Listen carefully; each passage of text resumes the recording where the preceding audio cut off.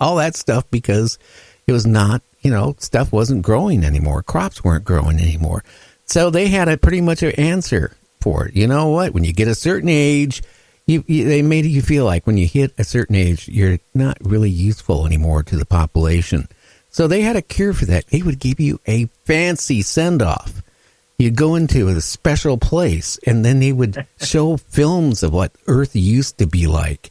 And you'd see the ocean, and you see the forest, and you see deer running around on the screens on the wall, and then they send you off to La La Land.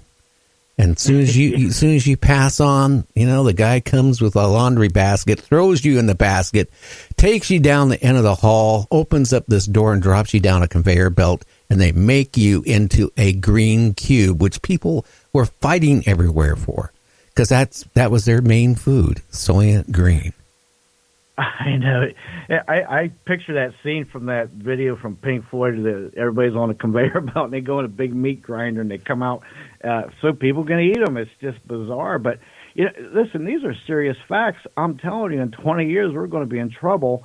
And the powers that be, these conspiracy theorists and stuff, they want to control the population. So something big could happen, epidemics or whatever, to knock the population down. And who knows?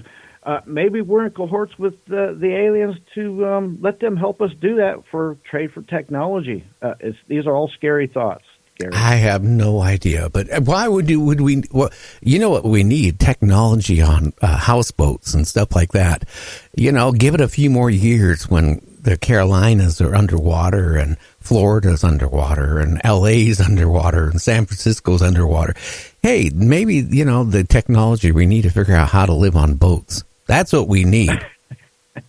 Hey, aliens, send us some technology, how we can live in the ocean. Maybe they can install, that's what they can do. Start abducting people and putting gills in our throats. Yeah, I got to tell you something. They're never going to let us come in the ocean because, in my opinion, aliens got so many bases in the oceans where we can't even get to. I just think they got a lot of bases all around the world in the oceans. I just do. Well, our submarines can't get down to the deepest depths. And who knows, maybe that's where they're lurking at, really deep down. And, just think about that, though. I mean, it's scary when you think about the ocean itself. The ocean is dying big time, guys. I mean, the amount of plastic in the ocean right now is shocking. They are miles and miles and miles of dead spots in the ocean with nothing but garbage just floating. And it's a dead zones all over. And it's getting only worse. And then the oxygen content is not like it used to be in the ocean. The temperature is rising in the ocean. Sea life is dying. And just think about Japan. Pretty soon is going to have to get rid of billions of gallons of radiated water. Now, either they can bottle it and send it to China, or what are they going to do? Probably dump it in the ocean, Pacific Ocean, that is. These are scary, scary thoughts. Truth be known, they're already been dumping that stuff in there, or it's been leaking in there. Because I've seen reports here and there of mutated, some fish life's been mutated with bad genetics, with birth defects and stuff. So, and this is just a short time after. Give it another 3 years or 5 years when it takes a totality effect, and then see what happens. And then all the drinking water starts to go, and the fishing economy is big over in the Orient. So when it starts hitting that, then what's going to happen? I don't know, but I've seen some pictures of salmons that have great big, what do you call it? Cancerous growths on the fish. That you look at it and here's these tumors, bulging on the side of the fish, or some of the fish that are starting to become disformed and, having huge eyes and just so disgusting. And I tell you, it's scary. What's that going to happen in the next 10 years when they go out fishing and they're not going to come back with any fish that's really eatable? You want to eat that stuff? You want to glow in the dark, my friend? These are all good points. Exactly. No, I don't want to eat. Sure, don't want to eat that. And I've seen fish that you've had to see it too. They've had two mouths and two heads and stuff. It's just, that's just not normal. And that's just the ones that you can see on the surface. What about all the fish that internally it's got full of this stuff, and you maybe can't see it full of mercury or radiation, and you're consuming it? Because I can assure you, their standards of letting stuff pass through is not, they're not on it. They figure, hey, there's money in this, let it get by. Well, yeah, but understand, what are they going to do with all this billions they got these reactors, right? That they're melting down, and the only way they can keep them from doing anything major, like wiping out most of Japan, is what? Running water on them. And they're running massive amount of seawater on them, keeping them cool, to keep them from doing the next level of the meltdown, which would not be cool. So they don't have no place to store it. They're running out. They're building places, and they're running out because they're putting out more toxic water every day than they know what to do with. I know. These are scary thoughts because it's like a vicious circle. You have to have the water to cool it, or else, and then you keep getting more and more dirty water. So, what's the answer? There's got to be. They better figure something out quick, or it's really like a big time bomb. It is, because they haven't figured anything out. Just like in Russia, their reactor they encased in cement, mass amount of cement, but the cement is starting to break down. And when that breaks down, what's going to happen. More radiation is going to escape. And by the way, these reactors don't dissolve. They're still going somewhere. They're still going towards the center of the earth. They're working their way down. Oh boy. Yeah, and that even Chernobyl. That's what I'm talking about. Yeah, that was 30 years ago. That whole area within, I don't know how many mile radius, is still shut down like a big ghost town in woods. It's creepy looking. And it's still radioactive, highly. Oh, yeah. And it's going to get more radioactive, like I just said, because they encased the whole thing in cement, which is now breaking down.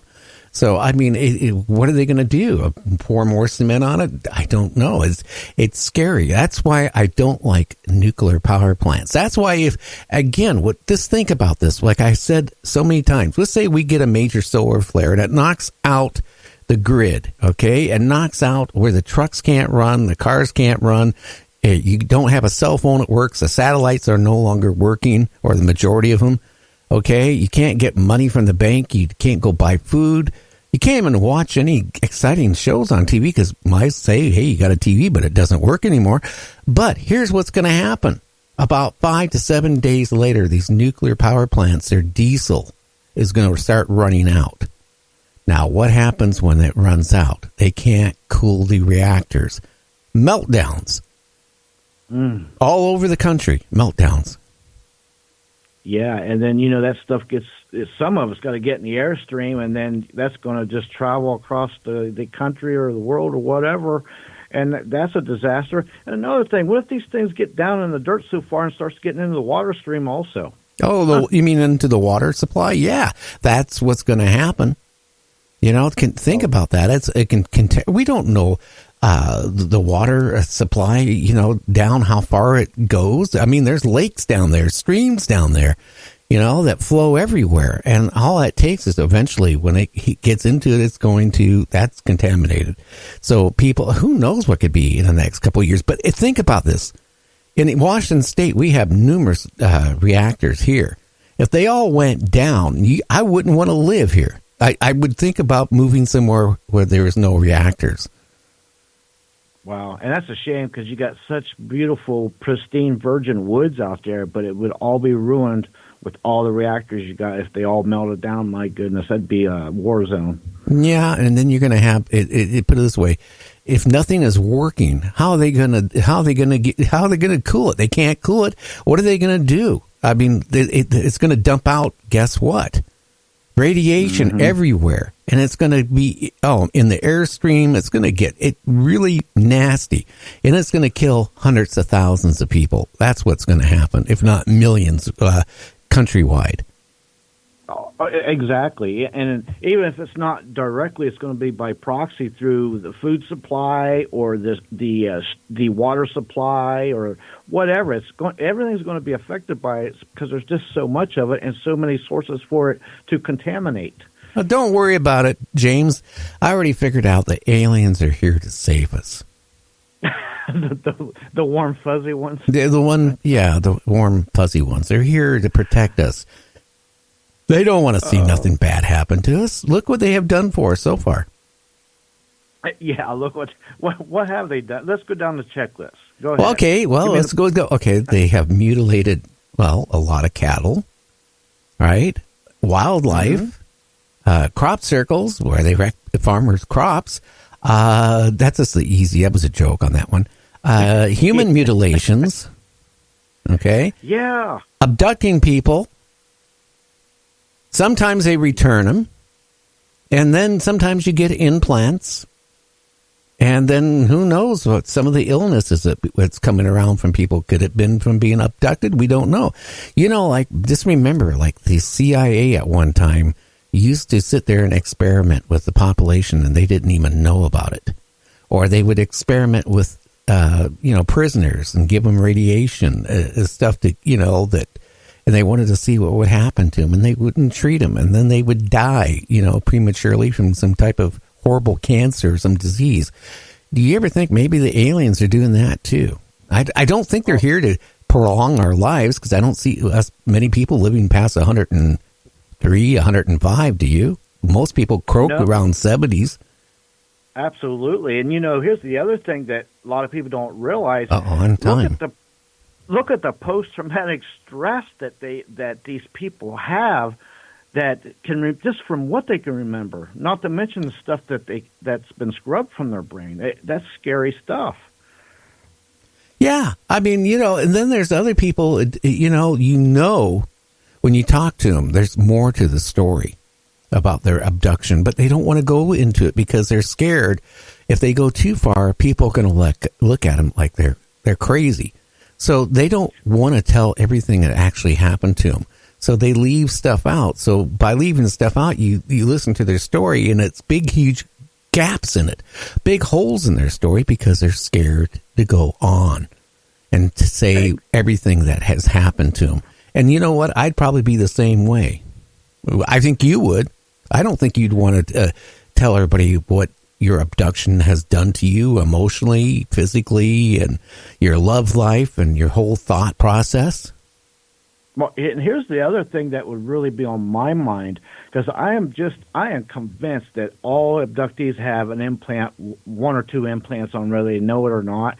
And I think these implants can hear and maybe even see, but at least hear what you're saying and what people are saying to you. So if you're discussing it a lot, I'm thinking they can hear this, and maybe, in the back of my mind, I'd be like, man, I don't want them hearing me talk about them. Maybe that would provoke them to come get me again. Well, maybe they're not hearing you, because I don't think they have enough aliens in these spaceships, right, to listen to everybody that's been, implanted. I don't believe that one, but maybe the devices, there's key words.